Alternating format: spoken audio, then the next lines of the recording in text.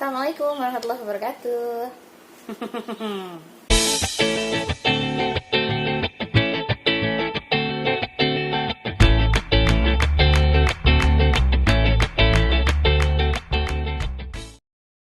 Ya, di video kali ini saya akan membagikan cerita hasil silat lidah saya dengan suami di tempat yang berisik dan tanpa peredam suara ini, tentang kapan sih sebaiknya kita memberi arahan atau pendidikan atau larangan kepada anak. Terlalu banyak memberi arahan kepada anak itu merusak masa kanak-kanaknya. Mana ya?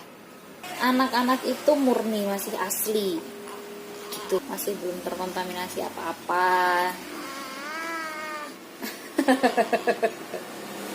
Begitu katanya. Terus apakah sebaiknya anak-anak tidak usah diberi arahan atau apa-apa saja? Dikutip dari perkataan suami saya, aku pengen anakku band lost. Itu katanya. Ini bukan, saya nggak tahu ilmu psikologi anaknya seperti apa, teorinya seperti apa, saya juga nggak pakai teori kayak gitu. Cuma ibu saya yang ngasih tahu. Saya dawuh bahwasanya anak itu ketika sudah mulai bisa dikasih tahu, itu mulai dikasih tahu nggak apa-apa. Bukan berarti kita memberi larangan-larangan atau terlalu banyak pengekangan dan apa sih, pokoknya mulailah kepada anak. Tetapi kita mulai memberi arahan, pengertian mana yang baik, mana yang enggak baik. Itu kalau begitu anak sudah bisa dikasih tahu, itu mulai dikasih tahu. Biasanya usianya mulai dari 3-4 tahun. Bukan teori, tapi itu kebiasaan dari anak-anak ibu saya. Anak lahir itu kan membawa sifat dasar wataknya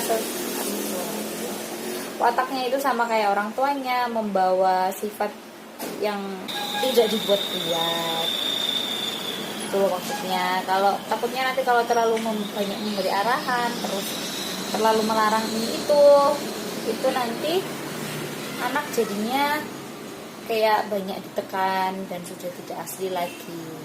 Padahal kan sebenarnya nggak seperti itu. Tujuannya membentuk kepribadian anak itu kan bisa sedini mungkin. Takutnya nanti kalau sudah besar baru dikasih pengertian, baru dikasih arahan, nanti takutnya anak itu karakternya sudah jadi. Misalkan anak yang dia maunya manja-manja, dimanja-manja, sebenarnya sudah bisa dikasih arahan. Kalau manja itu ada batasnya, tapi terus dia tetap tidak diberi arahan sama sekali, kan akhirnya dia sudah kadung menjadi manja. Terus ya gimana gitulah, pokoknya memberi arahan atau pengertian kepada anak di usianya yang masih belia itu bukan berarti merusak masa kanak-kanaknya. Ya kan masih tetap bisa bahagia, penuh kasih sayang, masih tetap ceria gitu loh. Memberi arah itu bukan berarti menekan, selalu melarang ini itu, enggak. Dikasih pengertian, gini loh nak, gimana kalau gini aja, anak mulai diajak diskusi, beri dia tempat untuk ngobrol gitu. Ngobrol tuh gak cuma sama teman ngopi, gak cuma sama rekan bisnis, tapi juga sama anak. Enak ya, dia ngobrol sama ibu ya. Jadi sama anak tuh bukan cuma pas waktu gemes itu beda loh ya. Gemes sama memberi kasih sayang itu beda. Kasih sayang itu nggak selalu yang senang-senang tok, enggak, tapi memberi nasihat, memberi arahan pada anak itu juga bagian dari kasih sayang. Terus kalau misalkan kita sebelum memberi arahan dan nasihat kepada anak juga harus tahu sifat dasar anak itu seperti apa, dia seperti siapa. Misalkan saya itu orangnya kan bandel, keras kepala, saya sadar akan itu. Suatu hari kalau anak saya seperti saya, nggak seperti bapaknya. Kalau bapaknya kan sabar, lemah lembut, mudah menerima masukan, seperti itu. Kira-kira seperti siapa? Seperti saya atau seperti ayahnya? Kita harus tahu sebelum memberi nasihat atau arahan kepada anaknya. Gitu. Sekali lagi, ini bukan ilmu psikologi, bukan teori apa-apa.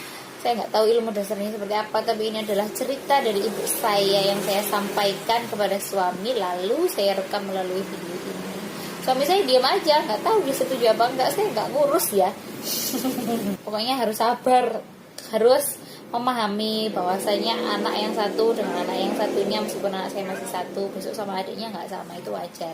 Sebelum ngasih nasihat harus tahu, oh wataknya seperti saya, jadi cara memberi nasihatnya itu seperti ini. Oh seperti bapaknya, jadi cara ngasih nasihatnya itu seperti ini, itulah memberi nasihat pendidikan arahan kepada anak itu tidak harus menunggu ketika dia sudah sekolah, ketika dia sudah bisa berbicara, ketika dia sudah bisa bersosialisasi dengan orang banyak.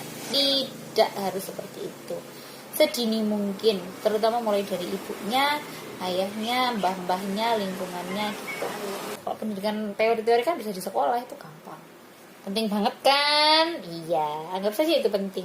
Sudah, karena saya tidak tahu mau bahas apa lagi, maka saya akhiri dulu video ini. Terima kasih sudah menonton. Assalamualaikum warahmatullahi wabarakatuh.